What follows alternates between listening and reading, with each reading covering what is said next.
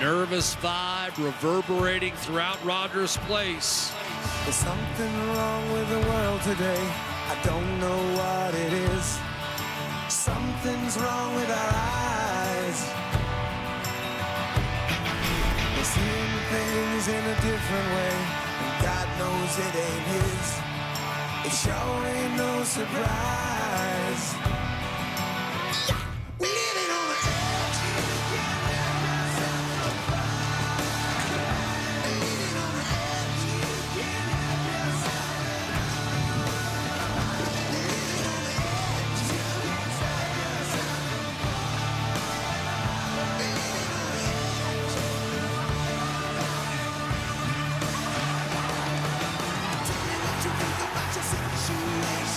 complication, aggravation is getting to you again and again and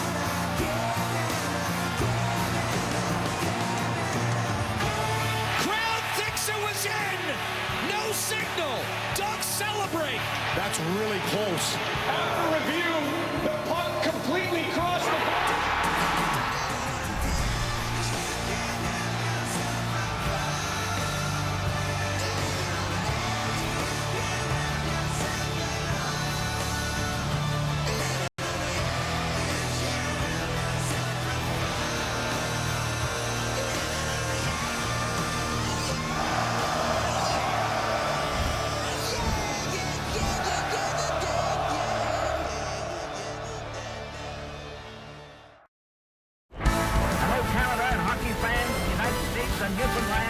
This is Hockey Night in Canada on Sportsnet.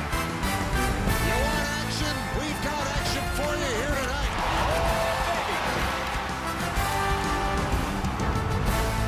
He's got a stick. He's in. Scores.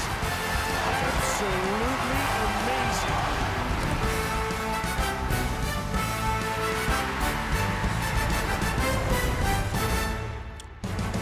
Well, the Oilers' playoff hopes are certainly right on the edge as they face elimination here. Our tease beautifully put together by our producer John Sanders and our editor James Sharp. Oilers 3 straight losses. They need a win tonight. Anaheim looking to win its first playoff series since 2017, which was against the Oilers. Still, check out the Moss Pit. Drink it up. And they're still full of optimism and energy. And there is some good news for Oiler Nation here. Connor McDavid, a game-time decision. He will be in the lineup tonight. He has his game face on. He'll be bringing his best. Jason Dickinson also good to go. Connor Ingram will also be joining Leon Draisaitl on the ice tonight as he returns to the Oilers net. It won't be easy, though. The Ducks have been so good. 11 different goal scorers, all sorts of young talent as they look to pull off an upset against the two-time defending Western Conference champs. And with that, welcome in. It's night 11 of the Stanley Cup playoffs. Great to have you along. It's a must-win for the Oilers. They're trying to defend, again, those 2 straight Western Conference championships. It's a big game. It's an important game, but some things in life are a little bit more important. We were shattered by the news yesterday of the passing suddenly of John Garrett at age 74. You might remember John, obviously, as an NHL goaltender and, of course, as a legendary broadcaster, but that just speaks a little bit to the whole story behind this great NHL player and great person, most importantly. Anyone he met, he touched. He touched in a way by bringing this warm, engaging personality, kindness. He cared for people. Most importantly, he was hilarious, right? What keeps us young? It's laughing. It's joy. And every person that came across John Garrett was brought to tears by laughter, by joy, by great moments like this. That's the legacy of a life well led, and that is a man who was well loved. With much more on John Garrett, one of his many great friends, our own Scott Oake. Dave, it's such a tough day for all of us who had the privilege of working with John Garrett. You'd be hard-pressed to find anyone on the crew covering this series who didn't work a lot with John, and even harder-pressed to find anyone who didn't enjoy being around him. Personally, I always felt whenever I knew I was going to be doing a game or a series with John that there would be fun. He was a great broadcaster, knew the game as well as anyone, but he also made sure to bring the fun. And like a lot of my colleagues, I could never get enough of his stories. It didn't matter how many times I heard them, like the one when he was with the Nordique, sitting on the bench one night as the backup goaltender, reasonably sure he wasn't going to have to play, so he was chowing down on a hot dog, suddenly had to go in, no place to put the hot dog, and so John played a period of an NHL game with a hot dog stuffed inside his pads. He had endless stories like that, most of them self-deprecating, which made him easy to be around and to be liked and to be loved. He often said he was a better broadcaster than he was a goaltender. He started in the broadcasting business in 1986. That meant that he worked with countless play-by-play commentators, but actually he did count them. Here is the actual list that John kept, and he kept updating it until he got to 42. There are many great names on this list, like Whitman, Robson, Kelly, and others, but obviously John didn't break them in, but many others he did, and I suspect that they're all thinking back tonight to what an honor it was. But most of all, John was a family man. He loved talking about his wife Sharon, his 2 daughters, and his grandchildren.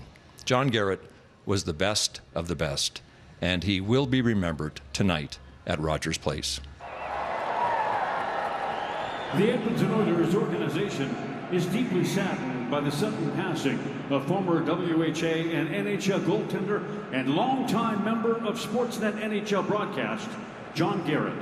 John was a part of the Oilers ITV broadcast from 1988 to 1994, while also calling Oilers games on Hockey Night in Canada from 1986 to 1997. We extend our heartfelt condolences to John's family, friends, colleagues, and all who knew and loved him. He will be deeply missed.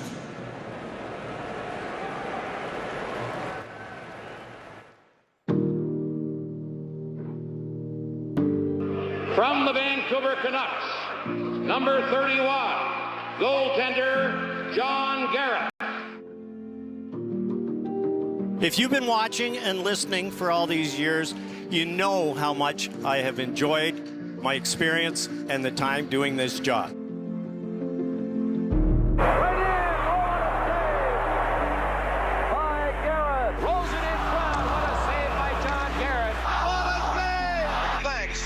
For the outstanding play that he's come up with tonight.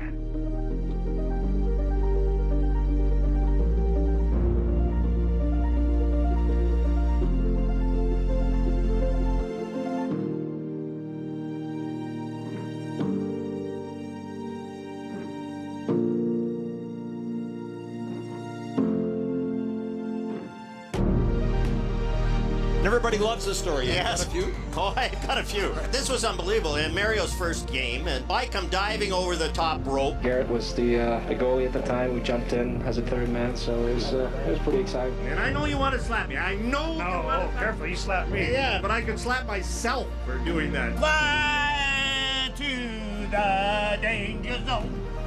They love you, Jim. There you go. They love the crowd. Yes, that's nice. It really has been my pleasure, and I'm thankful for all the times we've spent together, and thankful for all the good times we've had. You are one of a kind, my friend. Thank you. And thank you so much. And what's Dr. Seuss say? Don't be sad, it's over. Be happy that it happened. There you go.